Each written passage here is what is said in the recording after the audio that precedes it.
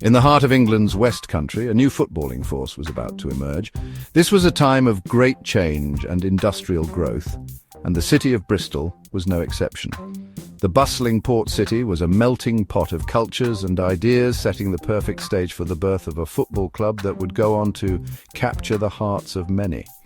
The year was 1894, and amidst the bustling port city of Bristol, a group of young men came together, united by their shared passion for the beautiful game. These were not professional athletes, but ordinary men who found joy and camaraderie in football. They played in the streets, in parks, and on any patch of land they could find, driven by a love for the sport that transcended their everyday lives.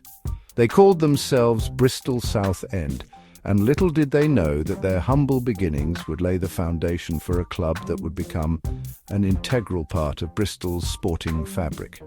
The early team was a mix of local lads, each bringing their own flair and style to the game. They played with a raw passion that quickly caught the attention of the local community. The early years were marked by a nomadic existence, with the club playing at various grounds around the city. From open fields to makeshift pitches, they adapted to whatever space was available. This constant movement was challenging, but it also fostered a strong sense of resilience and adaptability within the team. Despite the lack of a permanent home, Bristol South End quickly gained a reputation for their attacking style of play. Their matches were thrilling spectacles, drawing crowds who were eager to see the team in action. The players' determination and skill on the field were evident, and their efforts did not go unnoticed. The team's early successes were a testament to the dedication and spirit of those early pioneers.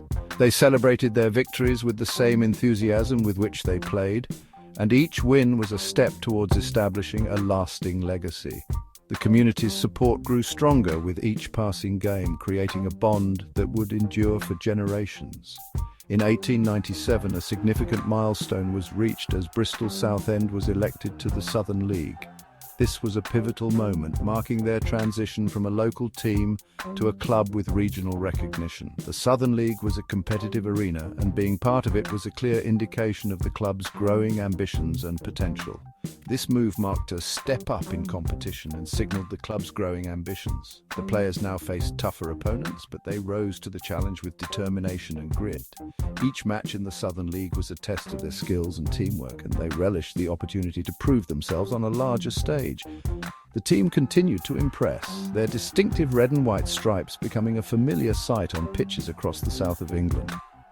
These colours became synonymous with their fighting spirit and relentless pursuit of excellence. Fans began to rally behind the team, creating a vibrant and supportive community that celebrated every goal and victory.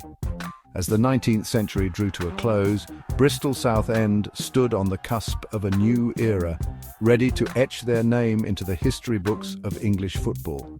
The foundation had been laid, and the future was bright with promise. The journey from a group of passionate young men to a recognized football club was just the beginning of a legacy that would endure for many years to come. The dawn of the 20th century brought about a significant change for Bristol South End, a club that had been steadily growing in both size and ambition. In 1900, the club officially became Bristol City, a decision that reflected their growing stature and their ambition to establish themselves as a force to be reckoned with in English football. This name change was more than just a rebranding. It was a statement of intent, a declaration that the club was ready to compete at higher levels and make a mark on the national stage. The club's newfound identity coincided with a move to a new home, Ashton Gate, which would become synonymous with Bristol City's fortunes in the decades to come. This stadium, with its growing capacity and passionate fan base, would witness many of the club's most memorable moments. The early years at Ashton Gate were a blend of triumph and tragedy. The stadium quickly became a fortress for the team, with fans flocking to support their local heroes. In 1906, Bristol City achieved their highest league finish to date, securing second place in the Southern League. This remarkable achievement was a testament to the hard work and dedication of the players and staff. This success was a testament to the quality of players who donned the red and white stripes during this era. The team was known for its resilience and skill, qualities that endeared them to the fans.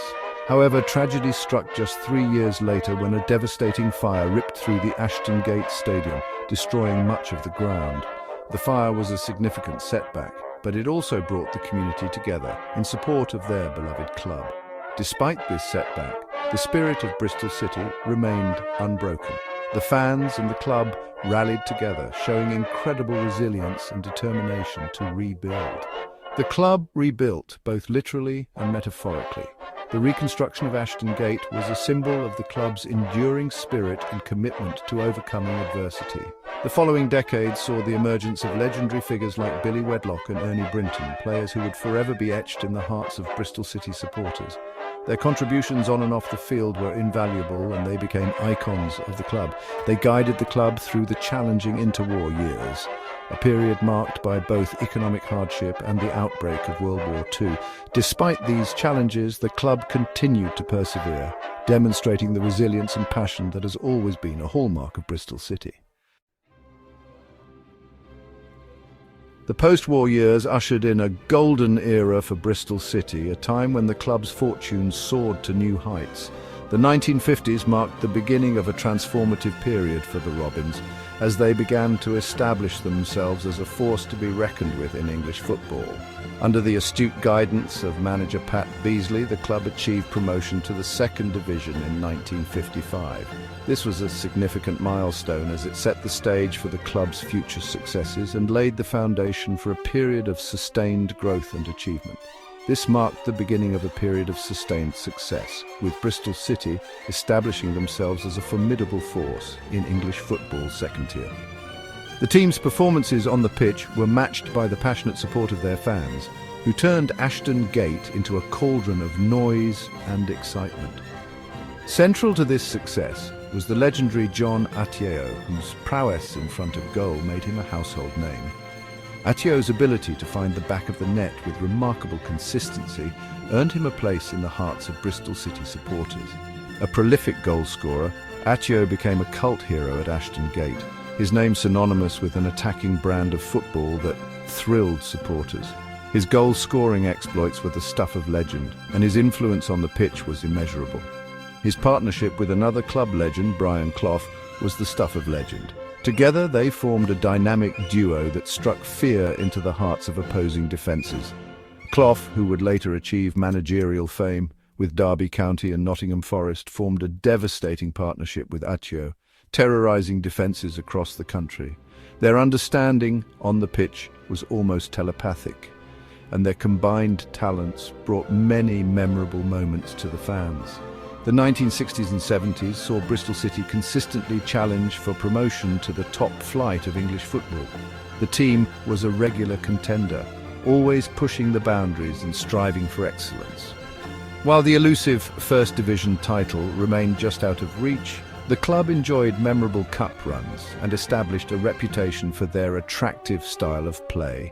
These cup runs brought joy and excitement to the fans, creating lasting memories.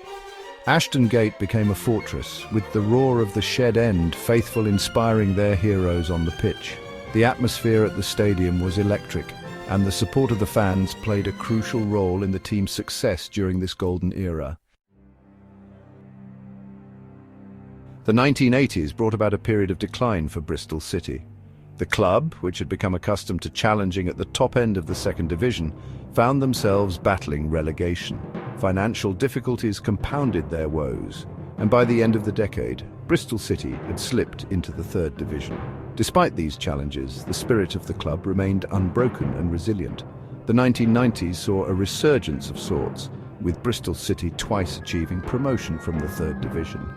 Players like Lewis Carey and Sean Goater emerged as fan favourites, their commitment to the cause embodying the fighting spirit that had come to define the club.